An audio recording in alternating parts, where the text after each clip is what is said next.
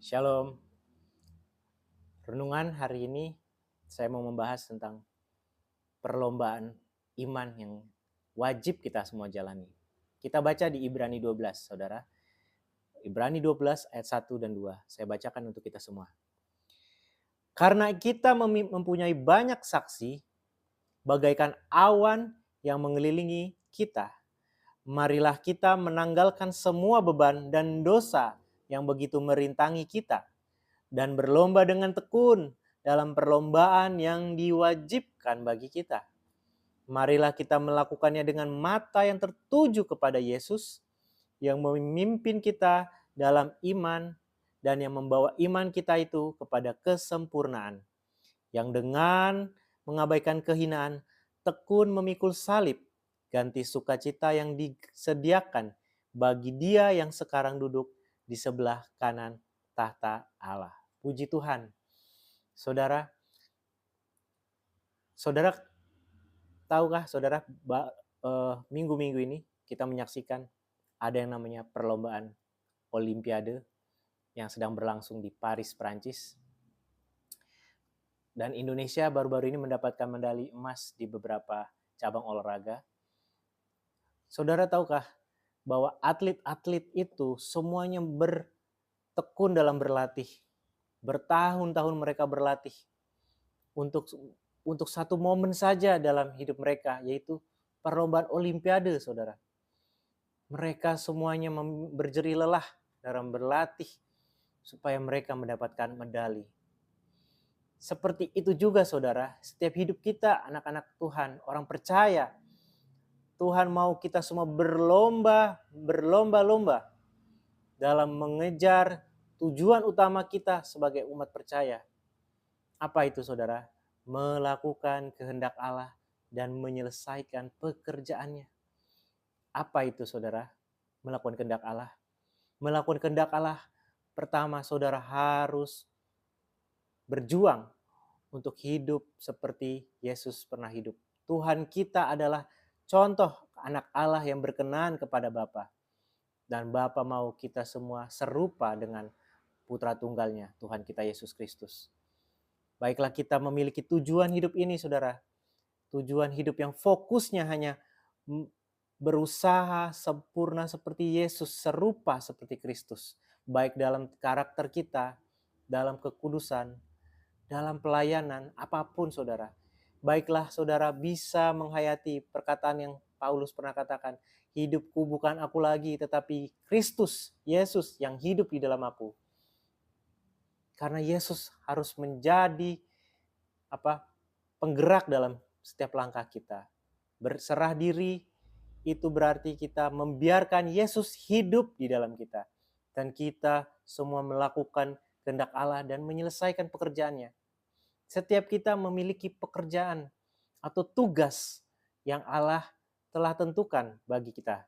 Sebelum kita dilahirkan, saudara, Allah sudah memikirkan rancangannya bagi setiap kita. Allah sudah membentuk kita sesuai dengan rancangannya. Saudara diberikan talenta, kemampuan. Setiap kita berbeda, saudara. Memiliki karakter yang berbeda. Setiap kita memiliki kemampuan, potensi yang berbeda, talenta yang berbeda, karunia yang berbeda. Karena semuanya harus memiliki bagiannya masing-masing kita untuk melayani Tuhan dalam hidup ini.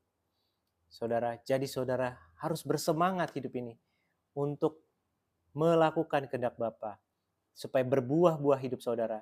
Jangan hidup tidak berbuah, saudara. Jangan hidup hanya mengurusi tentang pemenuhan kebutuhan jasmani saudara saja. Tuhan pasti cukupkan. Tuhan pasti arahkan. Bekerjalah.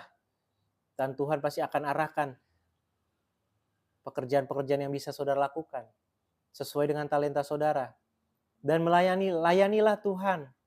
Saudara, setiap kita punya potensi. Setiap kita harus melayani Tuhan. Berlomba-lombalah. Berlomba-lombalah.